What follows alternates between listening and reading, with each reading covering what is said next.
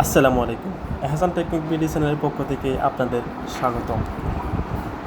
আজ আমরা শিখব কীভাবে একটি প্রফেশনাল ইমেল সেন্ড করতে হয়, চাকরির জন্য হোক বা কাউকে কোনো চিঠি পাঠাতে হোক।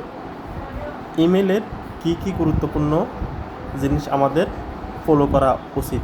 আমরা যদি চাকরিতে আবেদন করি বা কাউকে একটা ইম্পর্ট্যান্ট মেল করি, তখন আমাদের ইমেলের কি কি দেখা উচিত, কি কি অবশ্যই দেখতে হয়, সেই বিষয়টা আজকে জানবো এবং শিখব।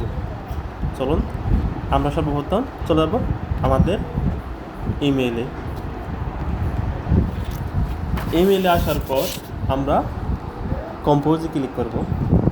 কম্পোজে ক্লিক করার পর আমাদের সামনে ইন্টারফেস চলে আসছে।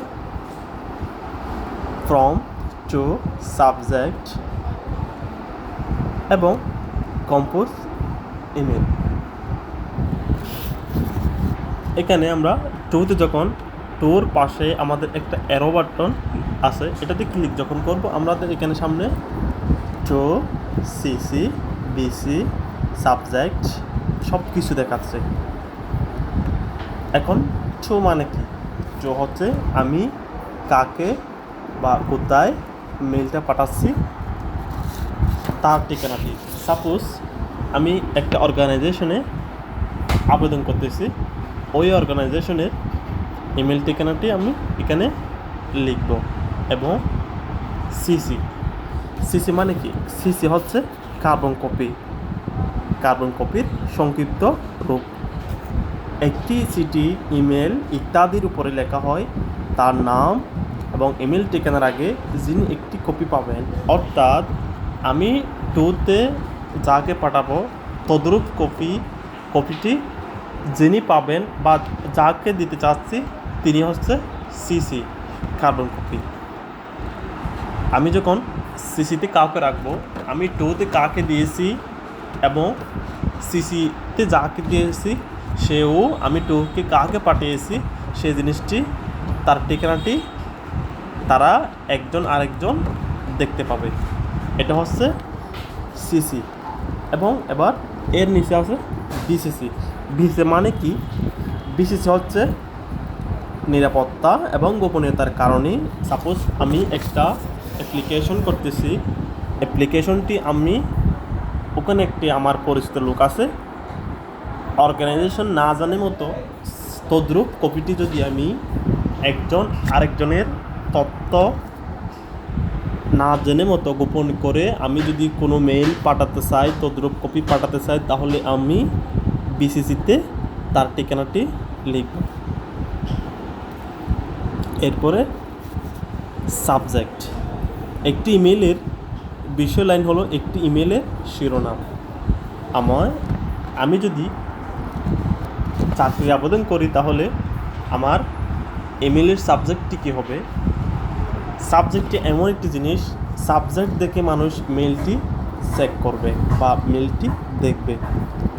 আমি যদি আবেদন করি তাহলে আমার এখানে লিখতে হবে application for the post of, আমি যে পোস্টে আবেদন করতেছি সেই পজিশন নাম। আমি যদি আরও সংক্ষিপ্ত করতে চাই, লিখতে চাই অ্যাপ্লাইং ফর এই পোস্ট। এরপর গেল কম্পোজ ইমেলে আমাদের কয়েকটি জিনিস লিখতে হয়। একদম সামনে যে জিনিসটি লিখতে হয়, ইমেল স্যালুটেশন। কি? ইমেল স্যালুটেশন হলো,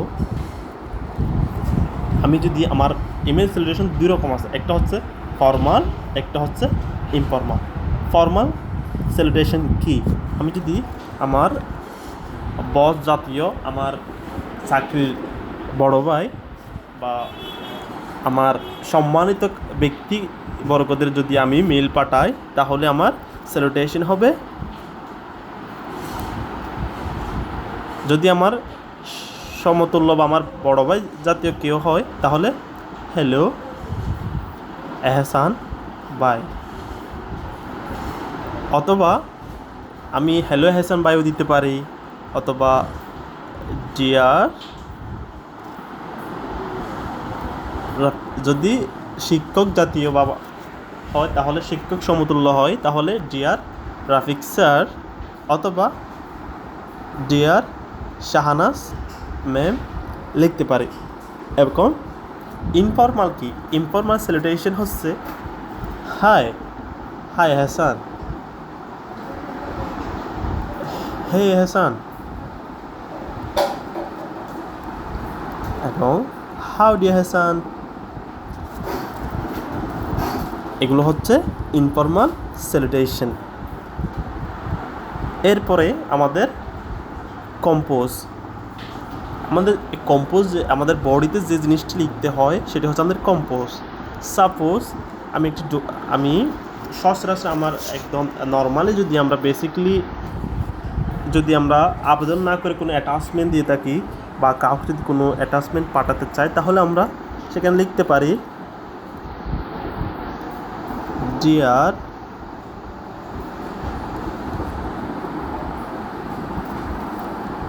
রাফিক স্যার, এরপর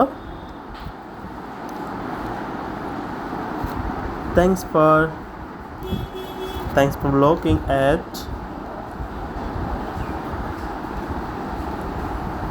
landing page today. Pumped to see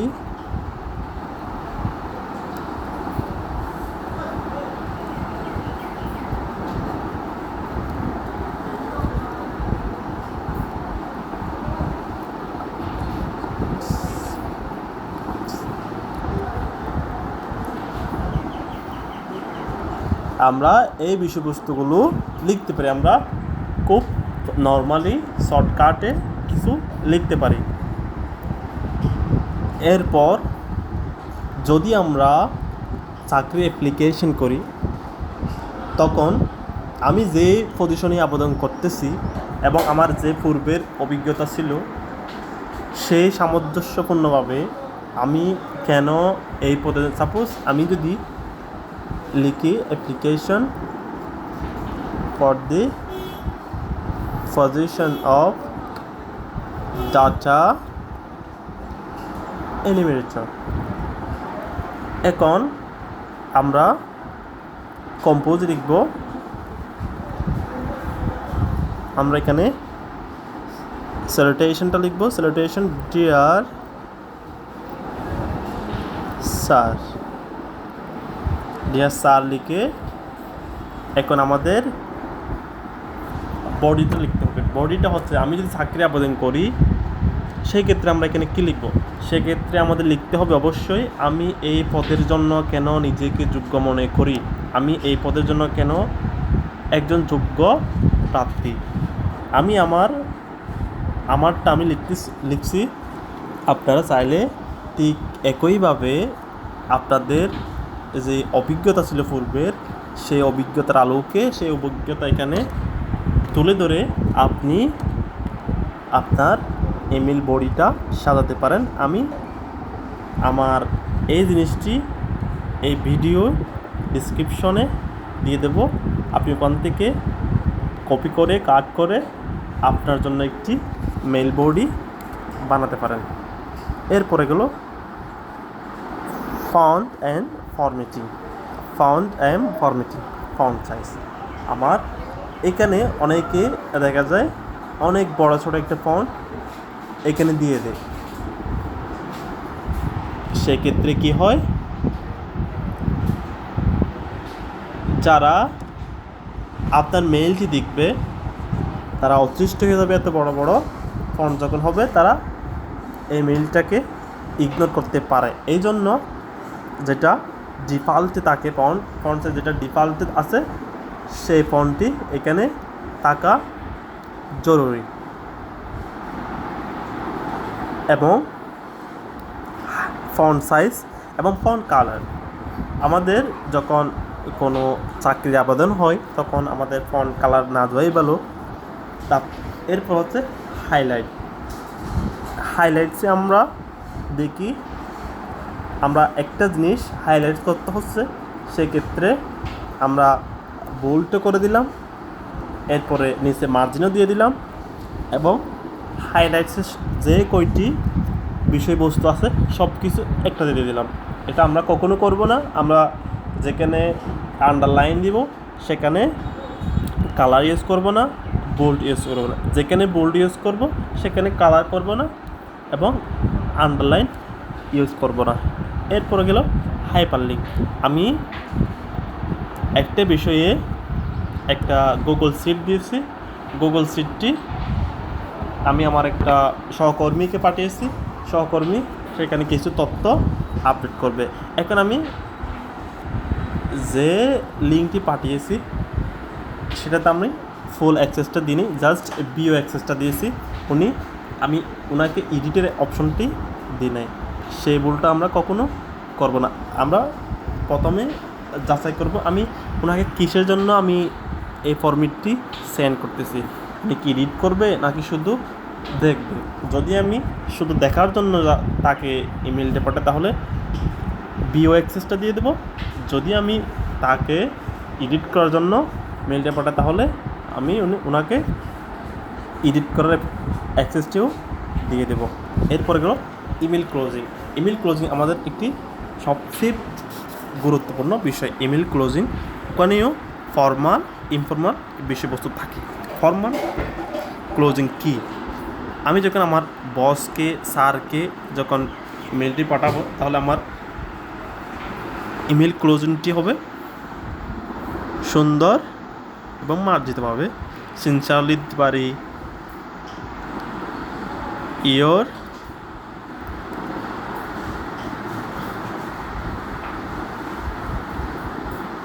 trolley দিতে পারে, বেস্ট রিগার্ডও দিতে পারে।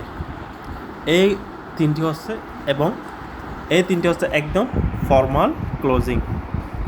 যদি ইনফর্মাল ক্লোজিং দিতে চায়, যদি আমার বন্ধু বা কেউ আমার ফান করার মতো বা কাউকে আমার সমবয়সী কেউ যদি হয়, আমার চাকরির বস যদি না হয়, তাহলে আমি ইনফর্মাল ক্লোজিং ইউজ করতে পারি। ইনফর্মাল ক্লোজিং কি? এখানে আমি ইউজ করতে পারি থ্যাঙ্কস এবং বেস্ট। এটুকু লিখলে জাস্ট থ্যাঙ্কস লিখলে হয়ে যাবে, অথবা বেস্ট লিখলেও আমাদের ক্লোজিংটা হয়ে যাবে। এখন অ্যাটাচমেন্ট। আমি যদি চাকরি অ্যাপ্লিকেশন করি তাহলে আমার কী জিনিস অ্যাটাচমেন্ট করতে হবে, কার পরে কী হবে, সার্টিফিকেট আগে হবে নাকি সিবি আগে হবে নাকি কভার লেটার আগে হবে, সেই বিষয়বস্তু আমরা সর্বপ্রথম আমার যে কভার লেটারটি দিচ্ছি সেই কভার লেটারটি সর্বপ্রথম অ্যাটাচ করব। এরপরে আমার সিভিটি অ্যাটাচ করব। এরপরে আমার অল একাডেমিক সার্টিফিকেটগুলো পিডিএফ আকারে একটা ফাইলের মধ্যে করে অ্যাটাচ করব। এরপরে আমার অভিজ্ঞতা সার্টিফিকেট যদি থাকে সব অভিজ্ঞতা সার্টিফিকেট একটা ফাইল করে অ্যাটাচ করব। এবং অবশ্যই আমার যে কোনো আবেদনের ক্ষেত্রে ছবি অথবা ফটো আপনারা যাই বলেন অবশ্যই অ্যাটাচ করতে হবে। একটা মার্জিত ইমেইলে অবশ্যই ছবি অ্যাটাচ করতে হবে যদি সেটি চাকরির আবেদন হয়। এভাবে যদি আমরা অ্যাপ্লিকেশন করি, আমরা যদি দেখে শুনে সব কিছু দেখে যদি আমরা অ্যাপ্লিকেশন করি, অবশ্যই আমাদের মেইলটি ভ্যালুয়েবল হবে। আমাদের চাকরিতে আমাদের সিলেক্ট করার একটা নিশ্চয়তা থেকে যায়। সেহেতু আমরা মেল করার সময় অবশ্যই সব কিছু দেখে শুনে করবো ইনশাআল্লাহ। আসসালামু আলাইকুম। যদি ভিডিওটি ভালো লাগে অবশ্যই চ্যানেলটি সাবস্ক্রাইব করে পাশে থাকবেন।